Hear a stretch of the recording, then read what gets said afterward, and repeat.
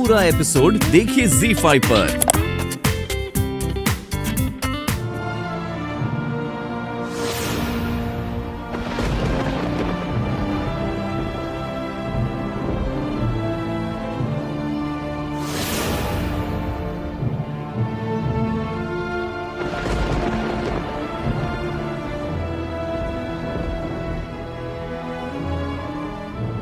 ये मेरे कान्हा का न्याय है।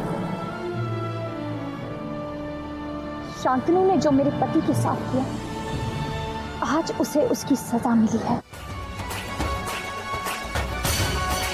मैंने तुमसे कहा था ना कि तुम्हारे पाप का घड़ा भर चुका है, अब तुम्हें बचाने कोई नहीं आएगा।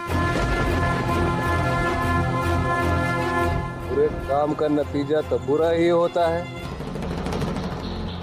बंसी बजैया ने इसको इसके बुरे कर्मों का फल दे दिया। अब हम लोग यहाँ रुक के क्या करेंगे भाभी जी? हाँ चलिए।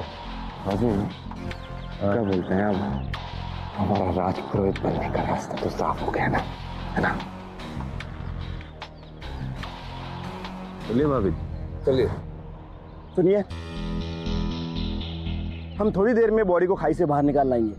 आप सब लोग घर जाइए, हम बॉडी को घर भिजवा देंगे। उसकी कोई जरूरत नहीं पड़ेगी। हमारा इससे कोई नाता नहीं था। ये तो हमारे लिए तभी मर गया था जब उसने बुराई के रास्ते पे चलना शुरू किया। और उसकी आत्मा उस दिन मर गई जिस दिन उसने देव को मारने की बात सोची थी। अब इसके शरीर के साथ आपको क्या करना है, आप समझिए।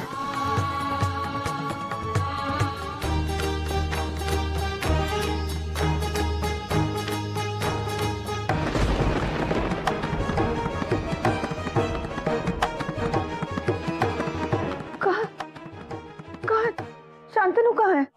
कहाँ है शांतनु? मैं उससे पूछना चाहती हूँ कि क्यों किया उसने ऐसा, क्यों अपने भाई की जान के दुश्मन बना।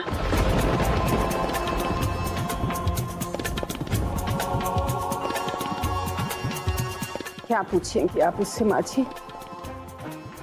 न्याय तो हो चुका है, अब उससे कुछ पूछने की जरूरत नहीं रह गई।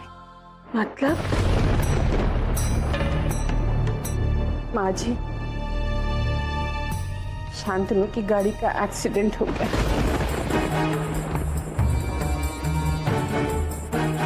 और जिस तरह से उसने देव को खाई में धक्का दिया था ना, ठीक उसी तरह से वो भी खाई में जाकर गिर गया और उसकी मौत हो गई। कुल का नाश करके चला गया वो।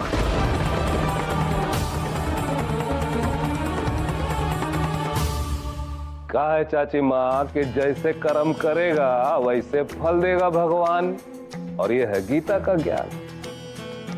जानते हैं, उसकी नजर राजपुरोहित पर थी और उसके लिए उसने देव बाबू का भी बेदर्दी से कत्ल कर दिया। पर वो राजपुरोहित नहीं बन पाया, क्योंकि राजपुरोहित जिंदा है।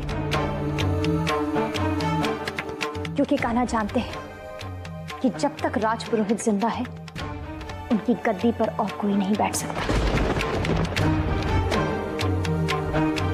लोग कान्हा के इशारे को क्यों नहीं समझ रहे हैं? आप लोग ये बात क्यों नहीं मान लेते हैं कि राजपुरोहित जिंदा है?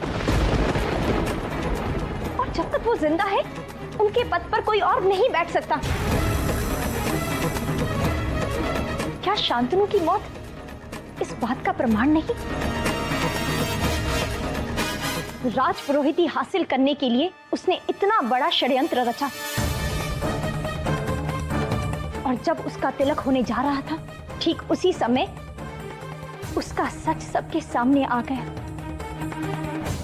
कान्हा के प्रदर्शन के सामने उसकी मृत्यु स्वाभाविक नहीं, भगवान का न्याय है। और मेरे भगवान जानते हैं वो जिंदा हैं और वो लौटकर जरूर आएंगे। और यही सच है, फिर आप लोग इस सच से क्यों मुंह फेर रहे हैं? विवेक भैया, आप ही कह रहे थे ना, अगर किसी व्यक्ति का शव ना मिले तो उसे मृत घोषित करने के लिए पुलिस 5 साल का इंतजार करती है। वो तो जीवित हैं और जरूर लौट कर आएंगे। उनके पद पर और कोई नहीं बैठ सकता और कोई राजपुरोहित नहीं बन सकता है, कम से कम अगले 5 साल तक। और अगर 5 साल में देव बाबू नहीं लौटे तो वो अवश्य आएंगे। राजपुरोहित संस्कार संहिता के अनुसार सामूहिक राजपुरोहित बनाने का प्रावधान है, परंतु ये केवल सगा भाई ही बन सकता है। अर्जुन को राजपुरोहित बनाने का अर्थ होगा वंशांतरण। इसके लिए यह आवश्यक है कि कानून देव को मृत घोषित करे। यदि इस प्रक्रिया में कानून 5 वर्ष का समय लेता है तो हमें भी 5 वर्ष तक प्रतीक्षा करनी होगी। वो जिंदा है, मैं जानती हूँ वो जिंदा है। आप सब मेरी बात पर विश्वास क्यों नहीं कर रहे हैं? मेरी सांसें चल रही हैं तो उनकी भी सांसें कहीं ना कहीं चल रही है। वो जिंदा है। फिर वही तमाशा। नहीं सुशील भैया, हम देव की प्रतीक्षा करने के लिए तैयार हैं। देखिए, मैं आचार संहिता के नियमों से बंधा हूं, मुझे क्षमा कर दीजिए।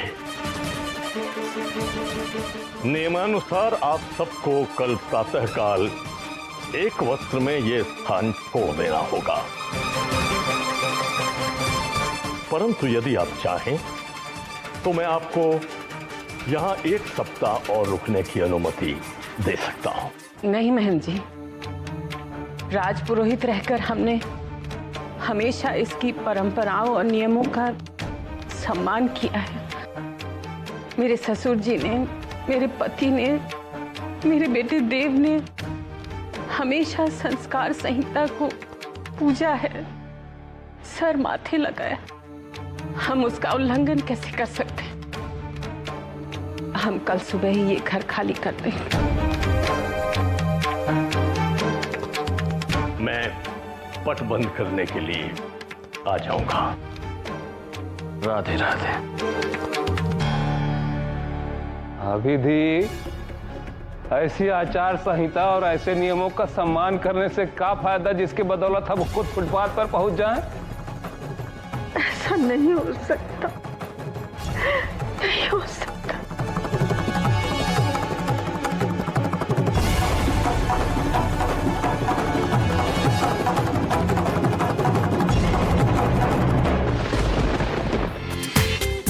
पूरा एपिसोड देखिए ZEE5 पर।